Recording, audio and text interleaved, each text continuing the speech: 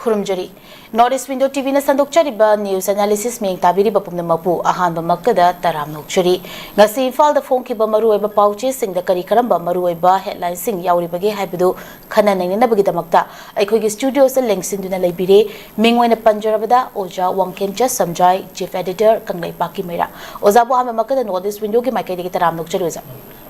thakajari oja oja ngasi gi analysis ase makha chathara poina koi gi headline se makha thamjage oja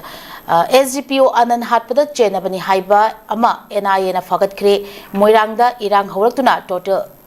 sorry ngapigani moreda irang hawraktuna total shutdown lauthokre oja mase khogi 2023 gi irang hawrakpadagi october gi tang 19 ga mathoi da khogi cookie militant singna nomai kapsenuna chatharakhiba attack ta khogi moregi SGPO chongtham anan lekhidaba thodok ka mari leinana NIA na khogi culprit akogi saruk ama oina phakre phakibasida akogi cookie rupi singna akogi national highway 102 imphal to more amadi ngarangi phakibagi thodosika mari leinana akogi irang hawatuna akogi total shutdown lauthokre oja so matang jawja akogi lokholakliba khongthang NIA na phak mamanga su phakibagi su leire oja sai matang jawja gi mote ka maina ga thamni oja ai no su ndogi akogi ne analysis tabiro ma puno ko kokno khulumjari अखोई हाइजगे अखोई नेनबे याबनी हाइजे अखोई 2023 की मे अहमदगी चुचानपुर district epicentre ओरगा हौरखिबा Manpur की पुन मसक्तम थुगाइनबा अखोई terrorise ओइना चथरखिबा कुकिना को अखो terrorist सिंजना लानसे मसी हायें हदकी मे अहमजिदा चाहि फादोरिबनी अरो अहम फादोबसिदा अखोई मसीदा अखोई मोरे हाबिसे अखोई यामना अखोई बिजनेस के हब ओइबा अखोई बॉर्डर की अखोई ट्रेड की ओना चोबा मफम अम ओइरिबनी मफम अम ओइबसी मयाम पुनबकी दलोरिति की करिगिरेबा तंदरिबने को अदो मफम मसीदा अखोई बातम अदुदा अखोई ड्यूटी तादने जे 20 अखोई कनो मागे दो कनो दा कनो दनिको 24 की 2024 की अक्टूबर की 2023 की अक्टूबर 2023 की 2023 अक्टूबर की कोई के कनो जनेबा कुंट्रा का माथोय ता थोय जनेबो कुंट्रा का कोई मोरेदा कोई ड्यूटी तादरा लेजबा कोई SDPO sub division police officer कोई यामना कोई मथोबो सखंबा कोई जोंथम आनंद अकौ याम मथोबो सखंजबा पुलिस ऑफिसर ने कोई मयाम सिंथानरी अदु सिंथाना भाइबसि मा तोथोरप थबक कोई लोन ऑर्डर मयाम की पुछि को लंथुंग ngapde as a police officer mon lawu thodang dubu adu sinthana bane adu mana adu gi nutu da mana ko gi more gi sunrise ground da adu da ko playground do semkot pe gi thabak tawbu da ko gi moi police sing ko gi jingchen na chatlingi matam da akoi gi step or rifle station na ganda direct kapa kar mai mabuk ta pandna adu tawbu de gi ko gi ngasa ko gi legi da bane ba ta singna haibe de ko gi मियाम की पुंसी लंथुम गागलिबा अदुरा चोबो थौदांग दौरिबा अखोगी पुलिस पर्सोनेल फोर मोइना टारगेट तौदर हार्ड हेवी अखोगी अदुम खांगेना अदो हार्ड बजुदा आई याम नुवाइतबा अमबदी हार्ड बदु गमरी लेना अखोगी ओरखोक कनो ओरखोक थांग पाइtie एलियस ओथांग अना पाइtie कोबा अखोगी मोरे 1 नंबर 7 दगी अबसि फाबनी मकानन दंदगी अखोगी मिहासिगी मतंग दा अखोगी NIA को नेशनल इन्वेस्टिगेशन माना थिजनर लापदगी याला मसु मी मसु अमो फारे फाबगी मतुंग दि मानो पाचे फाबरे हो फाजमिना थिगत लाका नबी क्राइम जो मी इन्वेस्टिगेशन तोरबे NIA ना थिगत ना के तोन फाग फारक पने हो अदा फाबा जरा कोई मी गोंदा नोमिना कापतना ओकन हाटपा अदुबा क्राइम दो कोई सेन नै कोरे NIA ना थिगत ना अबे फाबा हाइबसे मया पुनम ना कोई वेलकम तो गुदम ने हो अदु करिगनु मोरेदना कोई अतुंबा क्राइम दु चेन बा मिहाट परसिंग हाइबनी हाइड कोर्ट बदी हादु हाली हात तौदनी को अदु चेन बी फाबा मतन मोना दु जातीना अखोगी मोरे द शट डाउन तौदना असम रेफनी गाड़ी बो थिंगना सरहंदन तौ करिनो सि लोइरो लोरेस कंट्री हाइब ओइरे मी करिनो हाइदि मी नेशनल मी NIA ना एजेंसी एजेंट मी भारत की वांगखरबो को अदु मसुगी इन्वेस्टिगेशन तौब टीम अम लैनो माना थिगलक माना की मरी लेना मोना फाबरेबो अरे फाब तारक मिहाट पुलिस चेन्नई तब फाब हौरे मैं पुनमना अखोगी NIA बु सगुतकदबनी थैंक्स तौगदबनी मैं पुनमना मैम की मरक्ता मिहाट पारगी लेबाक मंगना तब मीसे लहनब यारोय पुनमक लेबाक थुवाई मीसे हायरगना मैमना वेलकम तौद मैम अदुगी ओनर तैनबदा अखोगी कुकी मोरेदा तारिब कुकी अखोगी प्रजासिंग मैम पुनम नुपी नुपा थोक्तन मोना हेक लंबी थिंजनबा दुकान सिंग थोंग लोजनबा सदोन लौथोकपा येंगुने सी Bharat गाक ताबिरो manipur ki semester tabiro loi tabiro ain kham ka ki map tabiro bo si mina mari le na ina ina thigatana mari na pha du bo yaro ina hai mo yengo bo adu me hat pa pha yaro he bi film de lai de bo sigi film bira ko la amne ba more si achoba mi business ga par border trade oi ni ko oi mini adu to juro mi 19 adu jo gi ni adu ge mo naga ku ki lando adu kai hor ki more de episode oi ni more de hor ga mo na pura naga sin ja ko ta thoro ki ne bo adu mo pun ma ko gi business hab oi bising mam se mo pa hor ge a hau mo char ge ma tung char ge ba pun him ne ma ne ka we ba manipur है बसी जाति फुर अखोगी कुंथा मंगा तरुक नको खुदादन लेरब news paper नि अखो measure अमगा Awana हंगदना अमगा रुसी चानर तरुगले बक्से चकोदबो हुनगदनबो अदुबो पुरा मोरे सिदगी मोरे गे सि बिजनेस हबनि को बोरर चे अचुक मफम ममनि मफम मसिना ते मैम पुर खुदों चाब जि फंगबो यारोय अद मसिया ताथुरग मोय तो हुरिनेबो सि क्या फतगी योबो अदुनो दि छमाना ताथुक तोक्तारगदि मनपुर गा प्रो सक्तम मदिन मोद यावद्रेबो अमा तो बेग वखदो यावद्रे हेबनेबो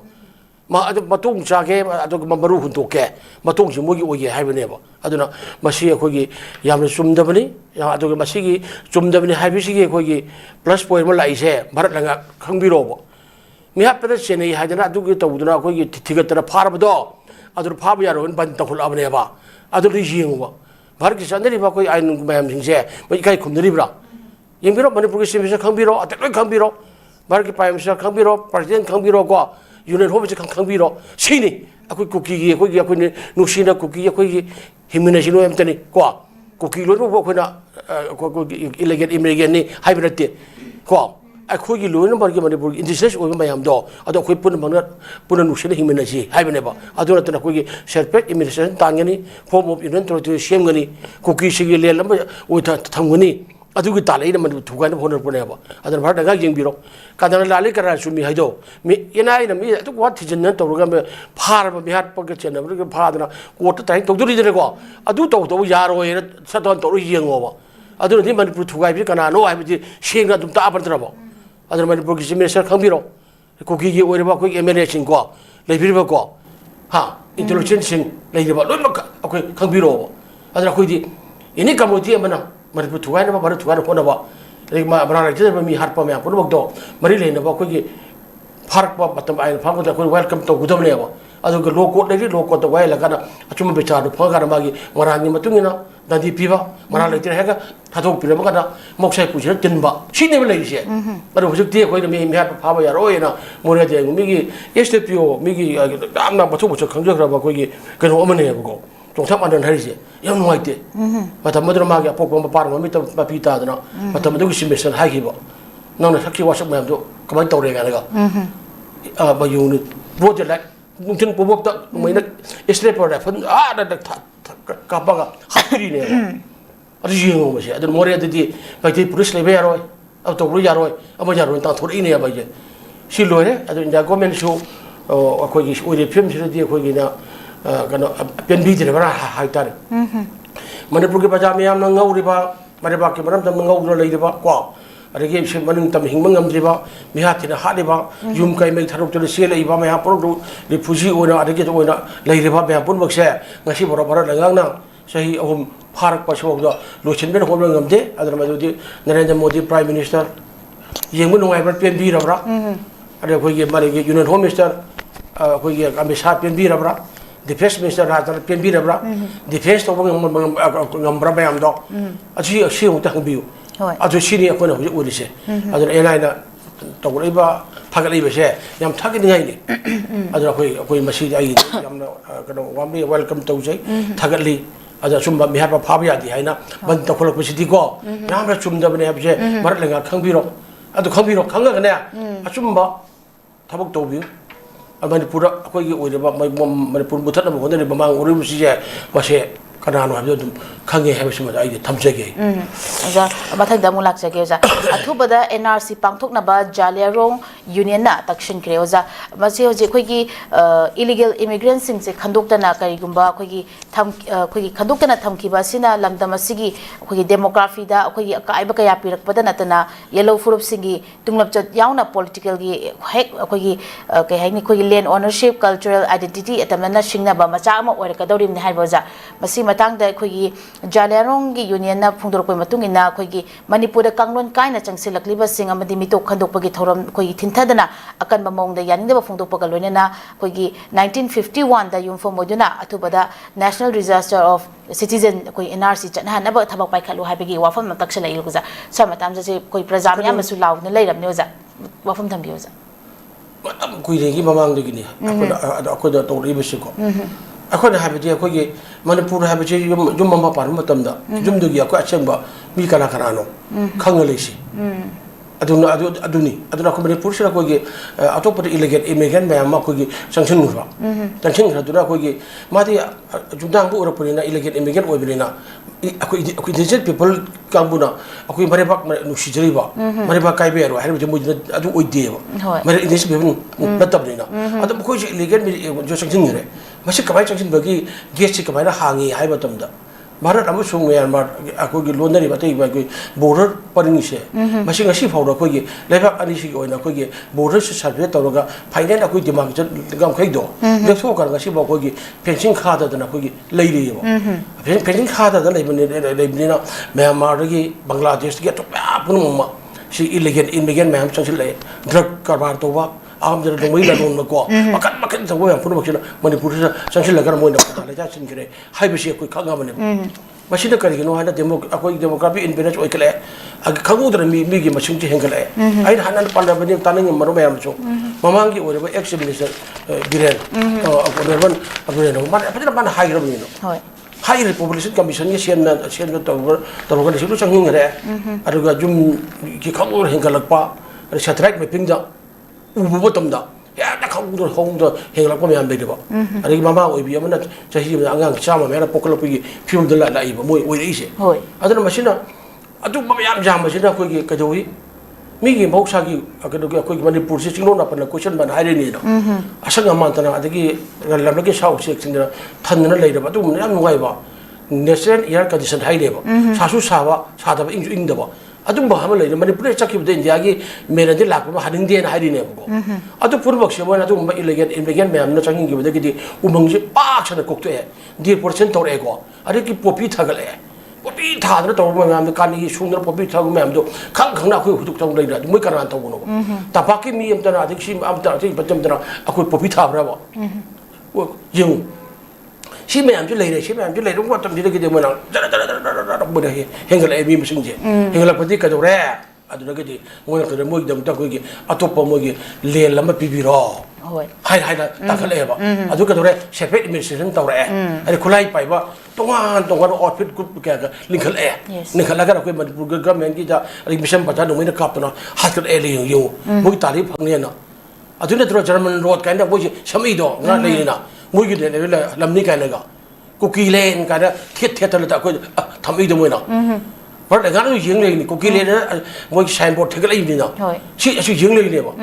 आई ना कोइ नुसी कलु अकोगी कुथरा मंगा तर नुसी लेमिने से सोय नुसी लेमिने अदुने होजिक अदुने कदुकताय अदुने अकोगी पिकोक थीबा अकोगी जुकोक थीबाइदो अरे सरसा साइबदि जुकोक अरगी मिकोक थीदोरेनी सुसान पुरा तखाय हेर मक लोय तखाय रे बुलदो तो थुगलगा कमाइना पिकोक अकोगी जुकोक थीदोरी हाउस नंबर तोदोइनी अरे थी तोदोइनेबा दिलिक बदे लोय लैरे माने अदुन दी हुजि मयाना पामिसदि करिनो हाइबा तमदा सेंसर साइबदन अमनी अरगी एनआरसी अमनी अमनी अबा सी तोंगा तोंगा ने लेजरी देबा अरे हुजि मयाना पामिदि एनआरसी से नेशनल रजिस्टर ऑफ सिटीजनशिप को से मसी हाना तौबिरो अदो तौतरा के मदुगी बेस यार के ओइगे 1951 बेस यार ओइबियो अदुगी दगी हेना जोरे चंगी बा मयम पुनबक्तो और एनआरसी तोरगा फादना बीजे खतुक पिरगांदा भारत या सेंग सिटीजन को अदगी मणिपुर की ओइना ओइना हरगदि अदु लोइरे हरगदि अदगी युकोक थिबा มีกุกที่บุดพัฒนาไปขึ้นเซนซิสไปขึ้นไปยาเลยบ่อาจจะช่วงนั้นตอนหัวกินมันปูระอิหร่านถูกตอนนั้นที่เชฟเปอร์อิมเมจชันยูเนียนตัวที่พบกันตาดีบ่นั่นที่ชูสัตว์นี่บ่แม่ปูระมันชูกี่กราวน์ช่วยกันน้องไม่กับตัวกับเลยมันต้องใช่ละกำให้ตัวนั้นใช่เซนซิสตัวยูกุกที่ตัวโนบ่กำให้ตัวนั้นคุยมีกุกที่ตัวโนบ่ชีโอ้ยรวยให้เป็นยังไงดีอันนี้เล็กๆกับแพ็กเกจเซนซิสที่ทำตัวแพ็กไม่ปังนะแพ็กเกจปิวแม่ปูระมันwelcomeตัววิมาเที่ยงปังจะแก่อันนี้พวกมีอันนั้นปามีที่อันตัวมันปูระกี่นัดตบาคุยกันยังสเตนัดตบามันปูระช่วยบิรันที่ขังบิโรอีเล็กอีเมกิแม่สังเกตที่ขังบิโรที่อันตัวก็มันจะ51จะนะเบสยาร์วันก็ได้คุยกันอินาซีอันตัวตัวรู้อันตัวขังทุกซีให้เป็นยังไงบ่ชิ้นจำจุ่มเป็นยังไงบ่อันตัวมันอันตัวเราที่ตักพี่เรากันโอกิโตเจริญรุ่งกี่เจริญรุ่งกี่เมื่อกี้เนี่ยฉันมันให้ได้ดอกอันตัวมีกี่ไรมาทำจำชาบะต้องหุ่นทบตัวตัวมันมาแรงตั้งมันปูแรงตั้งตัวพิวน์ให้จำมันเนี่ยอินเดียซิตี้เซลล์มันนะมันปูกันนะบ่มันบาร์กันนะบ่อะไรยุ่งจังมันก็ยังไงบ่โอ้ยนะบ่aku macam Kristen lah minat na ba sah dah apa patut pot kan tu apa sah na ba adu gitu aku tahu jual punya ba ada macam ni ada si batang dah aku pergi manipur pergi Oriba aku si minister punya apa aku si minister WANGKHEMCHA nak hire NRC karino ada lagi aku pergi no sukses karino si tahu dah si kita workshop tahu guni kan hire ba aku ni meh pun namang na ada workshop tahu tu namang na aku ni meh pun namang na media ada ada kayak ngang dana dana kota dana ya na puja takram ne ba ira sini sasake sini ya bi takram ne ba adu ho da do workshop to ne hai ne ba to biro yam thuna ai ha je adu na terti ko jere rong mo hai dei do yam na ko gi kero ne target ngai ni mo gi right ni ko to hum thuk ni adu na manipur gi illegal immigrant ma'am se khanduk to bata ra ga di akoi census to bu pam ai sama ke ulejo ada 1951 ne NRC base yar orga to bai bese leiram ni 1990 to aju du ki ba legi manipur ge students union akoi ge MSU manipur student union MSU na go back foreigner kana law dana matam da thawaina satra ni ki potha pi ki ba mayam akoi ge lakram ne ba si ka shu yaro akoi ge aran bese si ya ba hongde adar madun di machi census to ko na tawbiro ado ga NRC hana tawbiro ni miyam gi apun ba kholo am to gari bise masi miyam na manipur langa adagi India langa na tabira ga thabu wena utang di pangthok piraga khoi se pura khoi gi indigenous people asek ba bharat ki nagari oi ba citizen ma'am do adu gi lagi ba adu state ama oi bi do ohin biu adu raga ja ko da pam do tho hoi mari ba thugai na khona roi ko mari ba mang na khona roi hai bi sai thamjige ama chu wa kham ni oza mathai da mulak jage khoi gi national highway the free movement lehena ba tha ki ba PIL gi hearing chathakri oza ma se khoi miyam na thengnari ba khoi gi awa ba si yeng laga athuba ta judicial khoi gi judicial gi oiba miyeng changbi wa haina su masida padli masida khoi gi me gi 2023 dagi horakhiba kangluki irang na maram oiraga khoi tampak amasung chingi marakta khoi buffer zone thamduna state asida lairiba national highway number 2 amasung number 37 amasung asian highway ama tampak ta khundariba fur ama fawuna chapangam dana lairi hoji upawdoza masigi matung ina khoi manipur national highway singda khoi free movement lairiba sigi matang da manipur high court ngarang se khoi PIL report set hearing chathaki bane haba tare oza sabatang jo jagi mota kamai thambing yois ai thamjage si manipur bian khoi laudra la ni ti khoi lo court phok yo ro bani si jeng moi haidi manipur age bharat hai ba se apun ba khoi bharat ga choba khoi leba kamani ko bharat se ki khoi national highway hai bani khoi national se ki barak se khoi amma ga phawna da choba baru oi bani lambi ne ba karam ta khoi se ben pi ba ya da ba haksang gi hairaga da khoi brain ge samda ba khoi moru oi ba i utung amma bu gum le national highway se karam ta apun pi ya da charok ta amma ga charok chen ta mo de ni apun bharat saktam sagat pa hai do national highway se oi de bani ba abra salaga nang kare wali adu thok pothok bu toi ni istem de pi doi ni istem pothok kan pu doi ni manang tamna ko ge kor khadra ba ti ada pai je ba chekla dong ai hai ji ko so ana lei doi nei ba chi adu bu 2023 ki de haur ki ba pen abi thar haur ki ba irang a sina maram ora kana kuki gi khulai pai ba ko ge terrorist ba pon ba sina manipur buffer zone na thamme adu tabak ta leira ba ko mite community ma'am si buffer zone na sin ba ja ta mo de leire adu gi leira ka na hai pan bi national highway 2 national highway 37 ꯑꯗꯒꯤ ꯑꯩꯈꯣꯏ ꯀꯩꯅꯣꯒꯤ Asian ꯀꯣ highway 1 ꯍꯥꯏꯔꯤꯕ ꯃꯤꯒꯤ ꯃꯔꯨ ꯑꯣꯏꯔꯤꯕ ꯃꯌꯥꯝ ꯄꯨꯝꯅꯃꯛ ꯑꯁꯤꯒꯤ ꯂꯝꯕꯤꯁꯤ ꯃꯣꯏꯅ ꯊꯤꯡꯖꯤꯜꯂꯒ ꯃꯩꯇꯩ ꯍꯥꯏꯕ ꯖꯥꯠ ꯑꯇꯩꯕꯁꯤ ꯆꯠꯄ ꯌꯥꯗꯦꯅ ꯂꯩꯔ ꯆꯠꯍꯟꯗꯨꯅ ꯂꯩꯔꯦꯕ ꯑꯩꯈꯣꯏꯁꯦ ꯆꯥꯛꯈꯨꯝ ꯅꯣꯡꯗꯣꯛꯄ ꯉꯥ ꯑꯗꯒꯤ ꯑꯩꯈꯣꯏꯒꯤ ꯄꯨꯔꯥ ꯑꯣꯄꯟ ꯖꯦꯜ ꯑꯃꯗ ꯐꯥꯖꯤꯜꯂꯒ ꯊꯝꯃꯒ ꯂꯩꯔꯦꯕ ꯑꯗꯣ ꯚꯥꯔꯠꯀꯤ ꯀꯩꯅꯣ ꯇꯥꯏ ꯚꯥꯔꯠꯀꯤ ꯄ꯭ꯔꯥꯏꯝ ꯃꯤꯅꯤꯁꯇꯔ ꯇꯥꯏ ꯑꯗꯒꯤ ꯀꯅꯥ ꯂꯣꯏ ꯇꯥꯏ ꯀꯅꯥ ꯂꯣꯏꯗꯦꯀꯣ ꯑꯗꯒꯤ ꯌꯨꯅꯤꯌꯟ ꯍꯣꯝ ꯃꯤꯅꯤꯁꯇꯔ ꯇꯥꯏ ꯔꯥꯖꯅꯥꯊ ꯇꯥꯏ ꯄ꯭ꯔꯁꯤꯗꯦꯟ ꯂꯣꯏꯅ ꯑꯗꯒꯤ ꯚꯥꯔꯠ ꯄꯨꯝꯅꯃꯛꯀꯤ ꯑꯣꯏꯔꯤꯕ ꯂꯩꯔꯤꯕ ꯑꯩꯈꯣꯏꯒꯤ ꯏꯁꯇꯦꯠꯁꯤꯡꯒꯤ ꯆꯤꯐ ꯃꯤꯅꯤꯁꯇꯔ ꯏꯟꯗꯤꯌꯟ ꯑꯣꯊꯣꯔꯤꯇꯤ ꯂꯣꯏ ꯇꯥꯏꯌꯦꯕ ꯃꯣꯏ ꯃꯌꯥꯝꯅ ꯃꯅꯤꯄꯨꯔꯗ ꯍꯥꯏꯋꯦ ꯊꯤꯡꯕꯤ ꯆꯠꯄꯁꯤ ꯀꯔꯤꯒꯤꯅꯣ ꯑꯅ ꯍꯥꯏꯕꯁꯤ ꯀꯔꯤꯒꯤꯅꯣ ꯃꯤꯒꯤ ꯐꯟꯗꯥꯃꯦꯟꯇꯦꯜ ꯔꯥꯏꯠꯁꯤꯕꯨ ꯍꯦꯛꯇ ꯃꯣꯏꯅ ꯃꯥꯡꯍꯜꯂꯤꯕꯁꯤ ꯀꯔꯤꯒꯤꯅꯣꯕ ꯐ꯭ꯔꯤ ꯃꯨꯚꯃꯦꯟ ꯇꯧꯕ ꯌꯥꯗ꯭ꯔꯤꯁꯤ ꯀꯔꯤꯒꯤꯅꯣꯕ ꯍꯥꯏꯕꯁꯦ ꯃꯁꯤꯗ ꯑꯩꯈꯣꯏ ꯃꯅꯤꯄꯨꯔꯁꯤꯗ ꯂꯩꯔꯤꯕ ꯑꯩꯈꯣꯏꯒꯤ ꯃꯩꯇꯩ ꯍꯥꯏꯔꯤꯕ ꯑꯩꯈꯣꯏꯒꯤ ꯀꯥꯡꯂꯨꯞ ꯕꯣꯅꯤꯖꯥꯁꯤ ꯃꯌꯥꯝ ꯃꯣꯏꯁꯦ ꯇꯤꯜ ꯀꯥꯡꯗꯧꯅ ꯃꯣꯏꯅ ꯏꯟꯗꯤꯌꯥꯒꯤ ꯁꯤꯇꯤꯖꯦꯟ ꯑꯃ ꯑꯣꯏꯅ ꯎꯗ꯭ꯔꯕ ꯏꯟꯗꯤꯌꯥꯒꯤ ꯚꯥꯔꯠ ꯁꯪꯕꯤꯙꯥꯟꯅ ꯄꯤꯔꯕ ꯔꯥꯏꯠ ꯃꯌꯥꯝ ꯑꯗꯨ ꯐ꯭रीडꯝ ꯀꯣ ꯑꯗꯒꯤ ꯃꯤꯒꯤ ꯐꯟꯗꯥꯃꯦꯟꯇꯦꯜ ꯔꯥꯏꯠ ꯀꯥꯏꯅ ꯂꯩꯔꯤꯕ ꯍ꯭ꯌꯨꯃꯦꯟ ꯔꯥꯏꯠ ꯀꯥꯏꯗꯣ ꯂꯣꯏꯅ ꯃꯥꯡꯍꯜꯂꯒ ꯂꯩꯔꯦꯅ ꯍꯥꯏꯔꯕ ꯁꯤꯒꯤ ꯀꯩꯅꯣꯗ ꯑꯗꯨ ꯂꯥꯏꯔꯗ ꯃꯤꯒꯤ ꯀꯩꯅꯣ ꯁꯣꯁꯤꯌꯦꯜ ꯀꯩꯅꯣꯒꯤ ꯑꯩꯈꯣꯏꯒꯤ ꯀꯩꯅꯣꯗꯣ ꯑꯩꯈꯣꯏꯒꯤ ꯇ꯭ꯔꯥꯟꯁꯖꯦꯟꯗꯔ ꯀꯔꯤ ꯃꯥꯏ ꯏꯃꯨꯡꯗꯣ ꯍꯦꯛꯇ ꯀꯥꯎꯁꯦ ꯃꯥꯂꯦꯝ ꯊꯣꯡꯉꯝꯅ ꯑꯩꯈꯣꯏꯒꯤ ꯗꯤꯜꯂꯤꯗꯒꯤ ꯍꯧꯔꯛꯑꯀꯥꯟꯗ ꯏꯁꯇꯦꯠ 5 ꯐꯥꯎꯔꯀꯥꯟꯗ ꯑꯗꯒꯤ ꯑꯩꯈꯣꯏꯒꯤ ꯑꯆꯨꯝꯕ ꯃꯥꯒꯤ ꯄꯤꯁꯀꯤ ꯁꯥꯟꯇꯤꯒꯤ ꯑꯣꯏꯕ ꯁꯥꯏꯀꯜ ꯔꯦꯂꯤ ꯑꯃ ꯂꯥꯛꯆꯕ ꯃꯇꯝꯗꯣ ꯚꯥꯔꯠ ꯀꯥꯏꯕ ꯌꯥꯔꯣꯏ ꯚꯥꯔꯠ ꯑꯄꯨꯟꯕ ꯁꯛꯇꯝ ꯀꯥꯏꯕ ꯌꯥꯔꯣꯏ ꯃꯅꯤꯄꯨꯔ ꯀꯥꯏꯕ ꯌꯥꯔꯣꯏ ꯑꯗꯨ ꯇꯧꯔꯣꯏ ꯂꯥꯛꯄ ꯃꯇꯝꯗ ꯁꯤ ꯑꯩꯈꯣꯏꯒꯤ ꯁꯤ ꯀꯥꯡꯄꯣꯛꯄꯤ ꯀꯩꯀꯩ ꯂꯥꯟꯒꯤ ꯍꯥꯏꯕ ꯃꯇꯝꯗꯒꯤꯗꯤ ꯂꯣꯏ ꯊꯤꯡꯉꯛꯑꯦꯅ ꯃꯌꯥꯝ ꯄꯨꯝꯅꯃꯛ ꯃꯣꯏꯅ ꯌꯥꯔꯣꯏꯅ ꯑꯗꯨ ꯃꯇꯝꯗ ꯀꯔꯤꯒꯤꯅꯣ ꯍꯥꯏꯅ ꯄ꯭ꯔꯥꯏꯝ ꯃꯤꯅꯤꯁꯇꯔ ꯍꯥꯏꯗꯦꯕ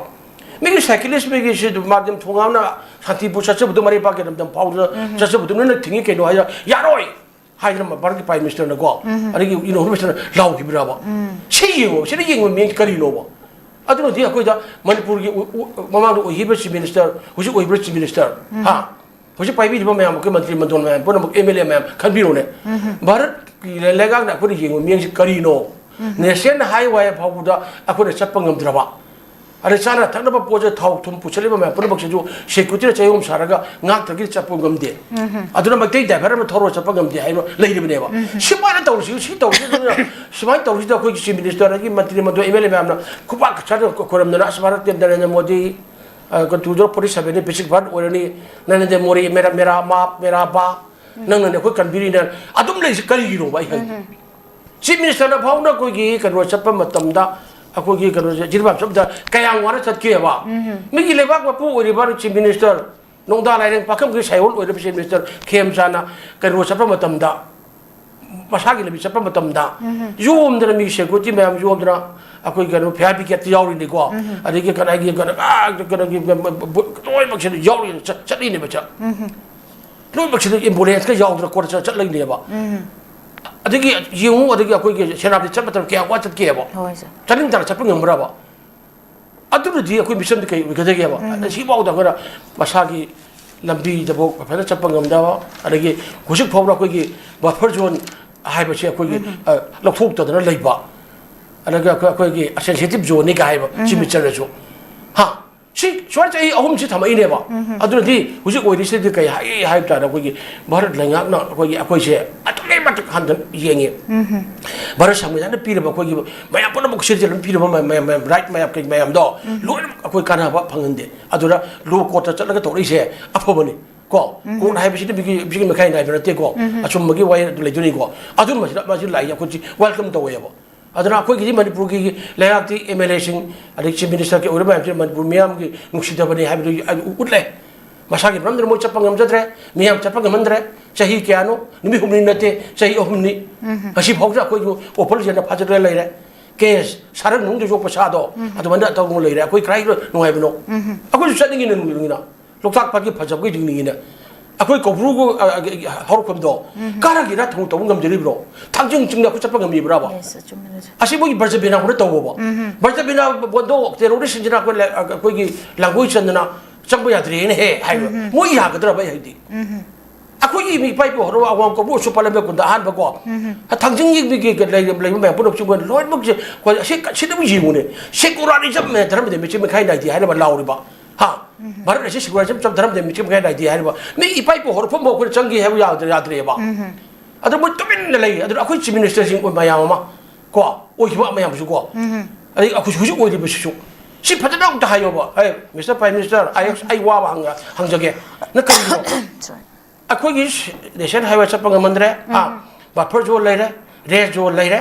ꯑꯩꯈꯣꯏꯒꯤ ꯄꯥꯏꯄꯨꯒꯤ ꯍꯧꯔꯛꯐꯝ ꯑꯣꯏꯔꯤꯕ ꯑꯩꯈꯣꯏ ꯀꯧꯕ꯭ꯔꯨ ꯊꯥꯡꯖꯤꯡ ꯐꯥꯎꯕ ꯆꯠꯄ ꯉꯝꯗ꯭ꯔꯦ ꯁꯤ ꯀꯔꯤꯒꯤꯅꯣ ꯅꯪ ꯌꯥꯒꯗ꯭ꯔꯥ ꯚꯥꯔꯠꯁꯤꯕꯨ ꯁꯦꯀꯨꯂꯔꯤꯖꯝ ꯆꯠꯄ ꯙꯔꯃꯗ ꯕꯤꯖꯦꯄꯤ ꯑꯩ ꯅꯥꯏꯗꯦ ꯑꯩꯗꯥꯏ ꯅꯣꯏꯒꯤ ꯕꯖꯦꯠ ꯕꯤꯅꯥꯕꯣꯟꯗ ꯍꯥ ꯔꯥꯝ ꯃꯟꯗꯤꯔꯗ ꯁꯨꯃꯥꯏꯅ ꯇꯧꯔꯣꯕ ꯀꯥꯃꯥꯈ꯭ꯌꯥ ꯃꯟꯗꯤꯔꯗ ꯇꯧꯔꯣꯕ ꯃꯣꯏ ꯌꯥꯔꯣꯏꯅꯦ ꯑꯩꯈꯣꯏ ꯁꯤꯗꯤ ꯃꯤꯆꯤꯡ ꯃꯈꯥꯏ ꯅꯥꯏꯕꯗꯤ ꯍꯥꯟꯅ ꯎꯠꯂꯦꯗꯅ ꯅꯔꯦꯟꯗ꯭ꯔ ꯃꯣꯗꯤꯅ ꯍꯥꯟꯅ ꯎꯠꯂꯦꯕ ꯙꯔꯃꯗ ꯃꯤꯆꯤꯡ ꯃꯈꯥꯏ ꯅꯥꯏꯕ ꯎꯠꯂꯦꯕ ꯁꯤ ꯌꯥꯝ ꯆꯨꯝꯗꯕꯅꯤ ꯑꯗꯣ ꯍꯧꯖꯤꯛꯁꯨ ꯑꯩꯅ ꯍꯥꯏꯖꯕꯗꯤ ꯃꯔꯩꯕꯥꯛ ꯅꯤꯡꯈ꯭ꯔꯕ ꯂꯩꯔꯤꯕ ꯑꯩꯈꯣꯏꯒꯤ ꯈꯦꯝꯆꯥꯟ ꯅꯣꯡꯗꯥ ꯂꯥꯏꯔꯦꯟ ꯄꯥꯈꯪꯒꯤ ꯁꯔꯣꯜ ꯑꯣꯏꯔꯤꯕ ꯃꯥꯅ ꯍꯧꯖꯤꯛꯁꯨ ꯑꯩꯈꯣꯏꯒꯤ ꯃꯇꯝ ꯃꯃꯥꯡꯗ ꯑꯩꯈꯣꯏꯒꯤ ꯆꯤꯐ ꯃꯤꯅꯤꯁꯇꯔ ꯑꯩꯈꯣꯏꯒꯤ ꯑꯦꯟ ꯕꯤꯔꯦꯟꯒꯤ ꯃꯇꯝꯗ ꯃꯅꯤꯄꯨꯔ ꯏꯄꯤ ꯁꯦꯟꯇꯔ ꯑꯣꯏꯔꯒ ꯃꯅꯤꯄꯨꯔꯁꯦ ꯀꯥꯡꯀꯣꯡ ꯆꯥꯏ ꯂꯩꯔꯦꯀꯣ ꯉꯝꯗ꯭ꯔꯦꯀꯣ ꯍꯧꯖꯤꯛꯇꯤ ꯃꯥꯅ ꯉꯝꯕ ꯆꯤꯡꯕꯁꯨ ꯑꯣꯏꯕꯤꯌꯣꯕ ꯍꯧꯖꯤꯛ ꯃꯥꯏ ꯃꯇꯝꯗ ꯑꯦꯝ ꯑꯦꯜ ꯑꯦ ꯃꯌꯥꯝ ꯂꯣꯏ ꯄꯨꯁꯤꯜꯂꯣ ꯀꯨꯀꯤꯒꯤ ꯑꯦꯝ ꯑꯦꯜ ꯑꯦ ꯑꯗꯨ ꯃꯌꯥꯝ ꯑꯃ ꯄꯨꯁꯤꯟꯕ ꯉꯝꯃꯣ ꯀꯣ ꯄꯨꯁꯤꯟꯕ ꯉꯝꯃꯀꯥꯟꯗ ꯑꯩꯗꯅꯤꯀꯣ ꯃꯔꯩꯕꯥꯛ ꯅꯤꯡꯕ ꯑꯩ ꯊꯕꯛꯇ ꯇꯥꯛꯏꯁꯤꯅꯤ ꯀꯨꯀꯤꯒꯤ ꯑꯦꯝ ꯑꯦꯜ ꯑꯦ ꯃꯌꯥꯝ ꯂꯥꯛꯑꯣ ꯒꯂꯦ ꯂꯥꯛꯖꯥ ꯀꯣꯜꯂꯒꯦ ꯂꯥꯛꯑꯣ ꯑꯩꯈꯣꯏ ꯑꯃꯠꯇꯅꯤ ꯃꯥꯒꯤ ꯃꯆꯥꯅꯤ 하이는 이베미나 냄새 기지엔 거 로시티 거의 뭐야뭐 뭐야 거기 이메는 뭐야 또 홀로 하 시론 떠오르고 뭐야 마기 학덕이라 그돈 보러 비로 오면도 앞으로 saktam wari sadri yaro ma hai wari sar unawa sadri yaro hai ba wari sana ba hai do muiki MLA ma sen bawa unaraga na punna phaminarga wari saba ngambra ba manipurgi shanti purokna ba kona banda NDA ki MLA kara wari sabadra atai mayam yaudi ha अतो मैंने उन्हें कुछ नहीं बिरो अरे स्वाइड चत्तना खोतना तो चप्पे अब फम चला गया थमक तो वो कुछ अजूज भाई को अजू चप्पा गम जब चंग बाको हाँ तो वो गम जब मैं हम तो वो माउंट एवरेस्ट कारुबा था कारुबा लेकिन को शिबु मैं हम लोग सिद्धांत नहीं जना अदरा एक्स चीफ मिनिस्टर बिरयानी मतम दंग हम जब मैं हम दो नोंदाले पाकम के सवाल उइरबा खेमसान बिसी में खाई नहीं जबा मैं हम पुजन पार आई ना कुकी MLA अति MLA हम पुनः पुंजल है नमे अदा खुद आम चला करा दिल्ली रे चला करा प्राइम मिनिस्टर करी मतलब मणिपुर की शिलू नेशनल हाईवे हम तो हाँ फ्री मूवमेंट अदु तो गबे लोग आई तो ने अब तो खुदोन पिउ ने अब तो खुदोन तरंग मैं हम पिबियो बा अदु नतना दिल्ली ने सुम सानाबा चाही क्या सकिन निदोरबनो सानाबा दि बुसे गेंगो लेगा का मसेमे दम्बी की गवर्नमेंट लेगा तो लेके तो मंत्री मंत्रों ट्राइंग थोड़ी को चप्चरा लहन मंगम दरे मंगा खतंग लहन ले अरेगी जिंगो चीफ मिनिस्टर मैं हमने डिपार्टमेंट पोर्टफोलियो में पाए जमाना पाए रे मामा कोक सारे लेवा को गा कदरा अमु तो कदरा अरे MLA मैं मक्त मानद्रे चिंथू न बमा चिंखाई न बमा ले रे अदो कोई प्रजाबिया बिसिदि बोट पीर के मुझे MLA होय थाग किने बा अखोय खंगे बा कना तो खंगे मु तंगरी तो खंगे बा अदो सिजि मतांग हिदि नोंदा लाइरं पाखंग के सलोन उइबिरे बा को अखोई कनो चीफ मिनिस्टर अखोई वाइखेमचान को कथोपर मांग थारा थौ तोरबा मैम तोरबा कोई हाइबना औतंगदी मनपुर थुवाइना होनरिबा कोई तोरबा MLA मैम का मैम दो पुना मा त पुछलो को पुछलो अदोगना चपिरो चलगा prime minister union home minister मैम पुना तो हाइरोबा मनपुर की तोर थुगारिबा मैम पुना बक्सिंग से तथोपिरो मिलिटरी केयर दन तोबिरो अदुगा कोई लोय बक्से तहु पिरो अदुगा इंतब मणिपुर मु ओहिनबिउ गसी भारत सरकार चाही ओम यंग देसी करिगनो सिंगम दो कोइ छवन हलरो कोइ इनि बाक तो कोइना चीफ मिनिस्टर हाबि इकाइ रे मंत्री ने हाबि इकाइ रे MLA ने हाबि इकाइ रे कोइ जे अखोइ लेलिना अदम लेबाक के मरम चपग मक्तरे मियात में पुन ओइरा अदरा बसी वरगि दा कोइ फमफो पाइजर रोय आई तोक्चर गे गसी दगी हारगा ने नोइना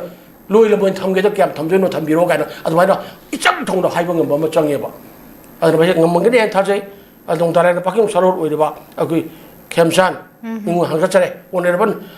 पक्ष के मांग तको काय ओनेरबन औतंग दोबिरगने ममांगी सिमिसन ngमदबदो आइनो ngमे अचुम थाउ तौजबा इरेबा के तनबा उटपियु अदर नेशनल हाईवे दा चकपग मक्तम मैं पुन मक्ता कोर्ट का तोरिसे यम अचुम कोंथांगनि असे अखोइ मसी यामना को थांगपम थोई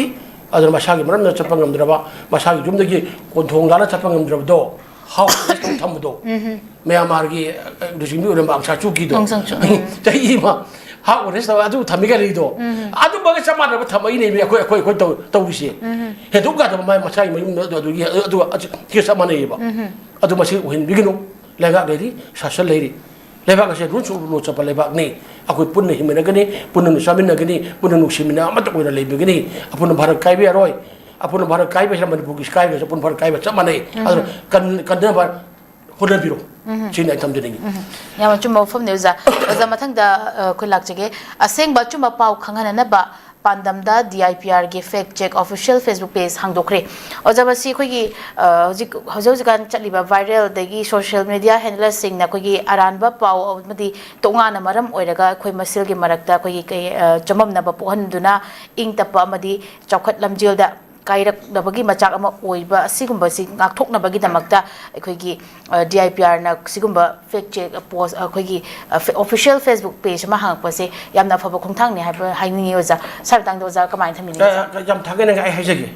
मणिपुर लगा की ओइना अखोगी ई पावगी लोशन directorate of information in the public relation असमना DIPR रि लेरिन DIPR हाइबसे करिनो हाइबा मतमदा अखोगी मणिपुर लगा अमसु मियाम गी अरिगे मक्ता अखोगी थोंग सारिने होय अरे लेबक मियाम अखोगी लेंगाना पकेलेबा मखत मखागे अखोगी मियाम पकेलेबा अब जायप थरांगे थबक मियाम पुना बक्सिंग दो मुइनसु खोबजले पजा तौरगा ना कोन माना मीडिया की थु थादोगा मीडिया ना मु फोंग कानने अखो खंगलिनेबो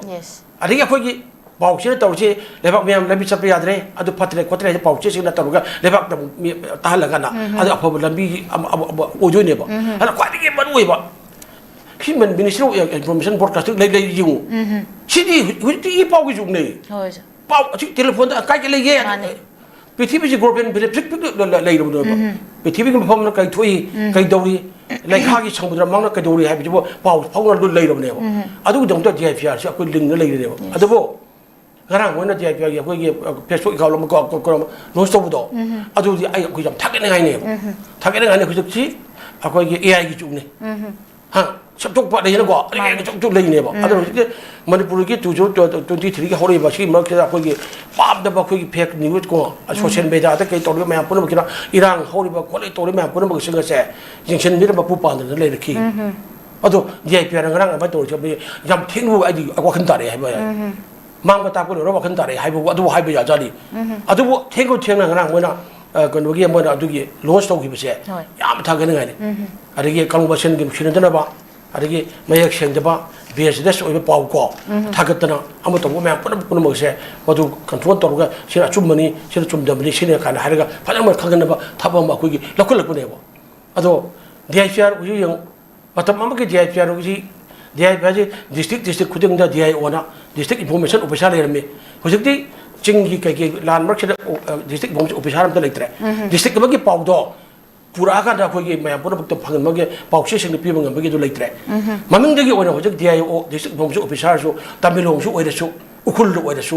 इम्फाल दगी थौबान दो ओइरसु कक्चिंग दो ओइरसु ममिंगदगी ओना होजक लेरेबो DIPR से ममिंगदगी नेम से ओना लेरे मारम अम DIPR से केम तोई है DIPR ना कोना चाहि इफु मंगा तरो ख तौजरपिदा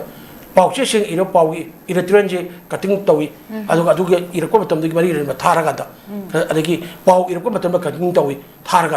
एक्शन टेकल लखनबा तोई मरी रे नबदा अदु नतना डिपार्टमेंट लेरो मैम जी यूजर डिपार्टमेंट पैकेट लेबा थबक थरो मैम पुरसना पैकेट लेबा को बेटेनी इन हमें पैकेट इंडी पैकेट मैम डिपार्टमेंट जी कोना फ्यूचर आर्टिकल पाउ जे पतना लोर का ने इरका ना कोई कनो थादु एबो कनो पाउ सिगी दा थादु पी फंगल लेबो अदु DIPR के प्रेस रिलीज से ओक्टो तोरो का ना चलली चा जो हुजि तक देंगो DIPR के लेदे मथो बस आम खंगी थाखाइ चे फों गाना अब फोंगी DIPR के अदु फोंगा का जेना कोई जे फों का जेना पाउ सिंग फंगल लेबो DIPR की बस हनुबी म लेरमे अदुना अखोई करा कनो असिकिम कनो बेगला अखो चलिबनी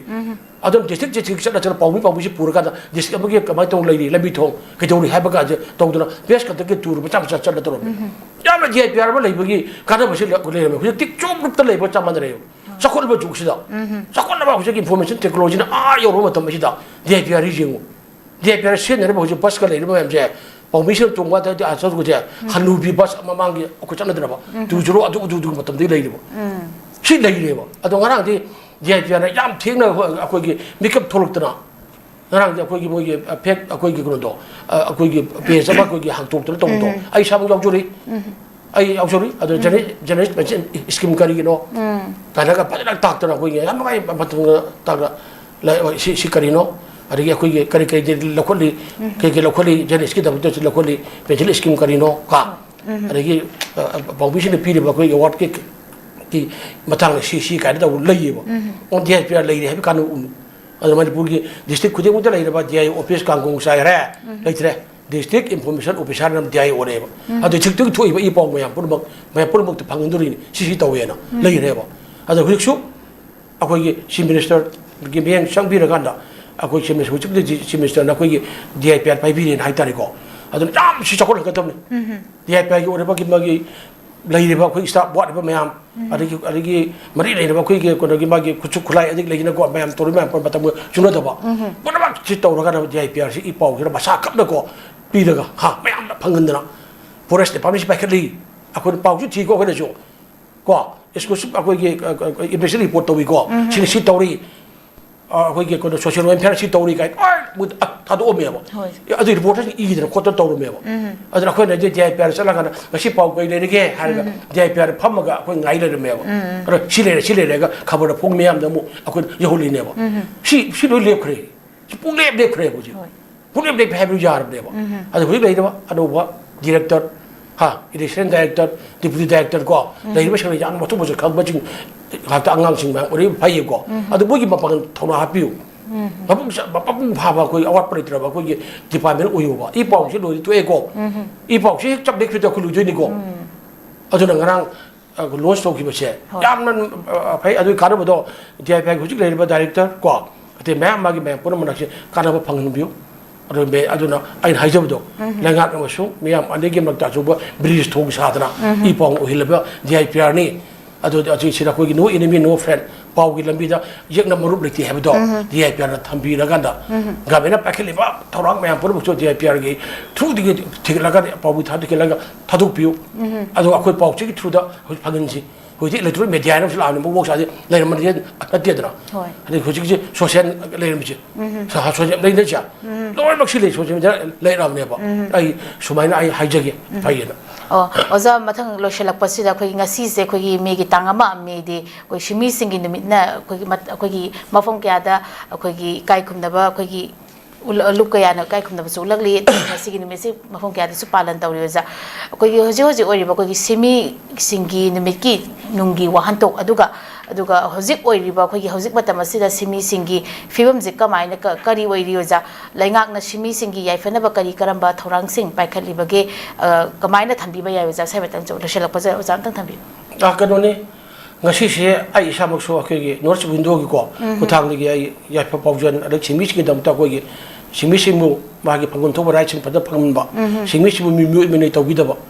hai ba asi gi ai bijage ngasi media ni media ja ko simi singi me ni suri nomle ba ko ma pon ba ge mo yaw tna ya ti hojik lei ba ko ye jing tajman kana sarmi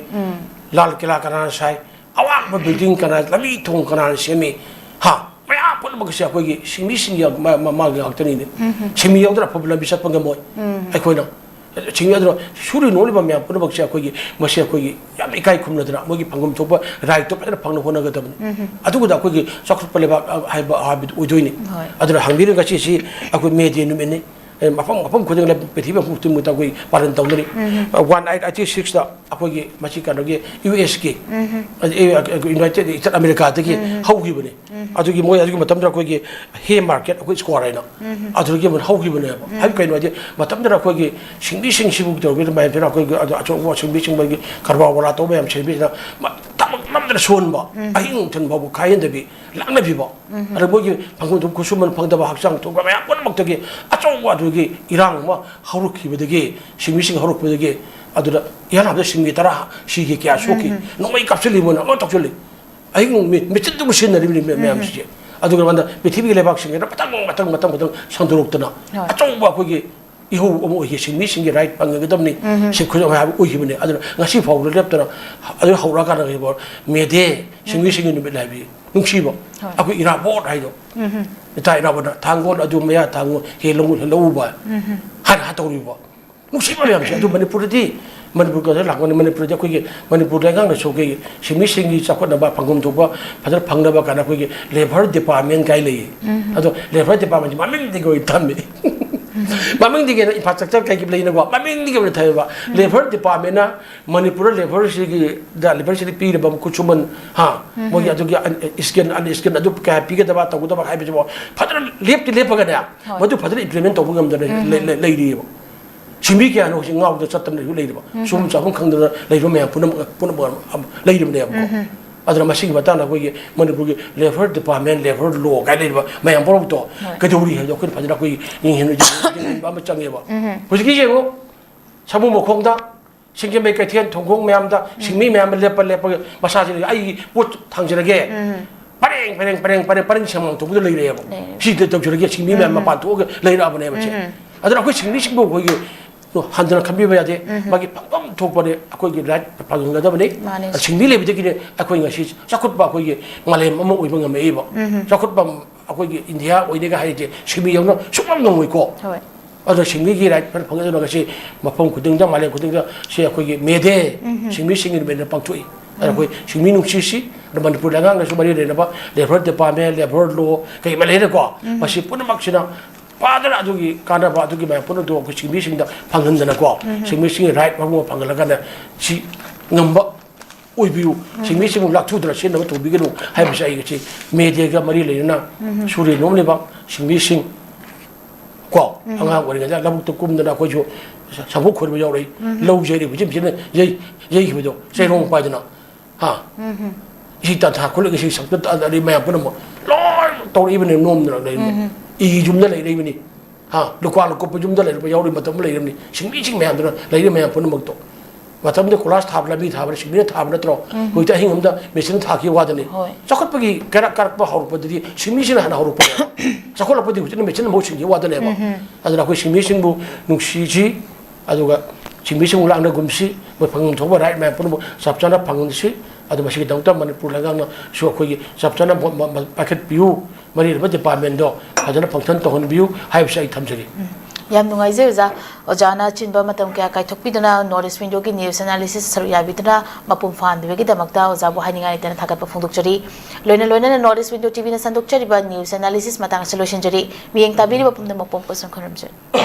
हक्चांग fun थमगे हाइरबदी इरमदा मसिमक्तदा लैबा ख्वाइदगी फरबा hospital सिंगी मनुंगदा अमा ओइरिबा Babina hospital लेजरी मफम असिदा थाजबा यारबा अमदी cell यामना चंगदना speciality कुन हेनबदा अना लायेंगबगी खुदोंग चाबा पिजरी paediatrics cardiology cosmetic surgery अमदी स्पेशलिटी मखल मखा कयादा अखोइगी स्पेशलिस्ट सिंगना मरिक चुमना थवाई हक्चांग याउना लायेंगजरी अदुना स्टेट वांगमदा अमु करिगी चटलुगनी अखोइगी मणिपुरदसु होगिक्ति अवांगबा थाकी हेल्थ केयर फंगलबदा मतम मांगन बिरगनु सेल हेन तिंगन बिरगनु अखोइगी स्पेशलिस्ट सिंगदगी मालेमगी अफब थाकी लायेंग पताप युमफम ओइबा सर्विस लोबियु बबिना हॉस्पिटल वे होप मीट्स कंपैशन अकुपम रोल की दमक बबिना हॉस्पिटल सजीवा जेल रोड खाबई सोई इम्फाल ईस्ट लेंगसिन बिरउ नत्रगा अखोइगी फोन नंबर 6909 390666 ता कॉल तोबिरउ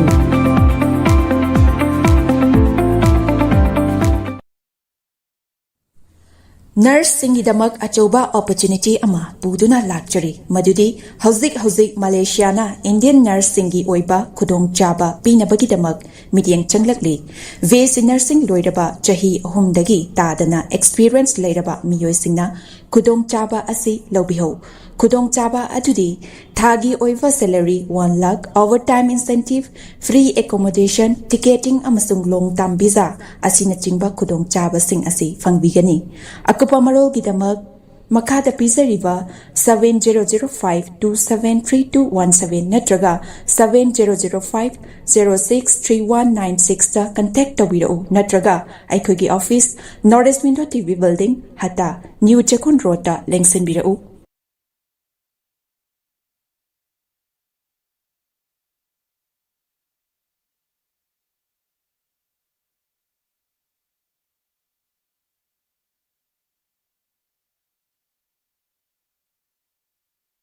नॉर्थ ईस्ट विंडो मिनिंग ताबिरिबा मयाम पुनमकपु तरामना ओक्चरी हौजिक मपालामगी थबकी पाव पिजरी अहानबदा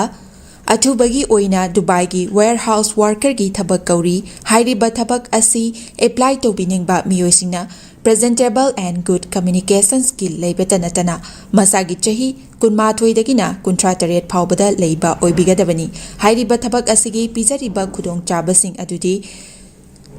per day 12 hours duty hours oijagani per week ta 6 days duty oijagani 2 years work visa pizagani loinana accommodation and transportation pizabata natana medical and insurance su pizagani hairiba thabak asigi thagi oiba salary lising kuntaretagi haujagani ani subada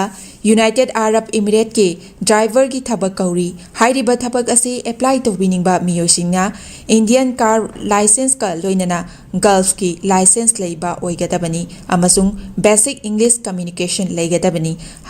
hairiba thabak asigi Indian license paibiba miyoisingi thagi oiba salary di lising yankhai dagi haujagani Gulf license paiba miyoisingi thagi oiba salary lising yankhai manga dagi haujagani ahum subada Behran water park ki female retail staff tara kauri hairiba thabak asi apply to biningba miyoisingna retail experience leibaga loinana yamdrabada 165 cm ki changda wangba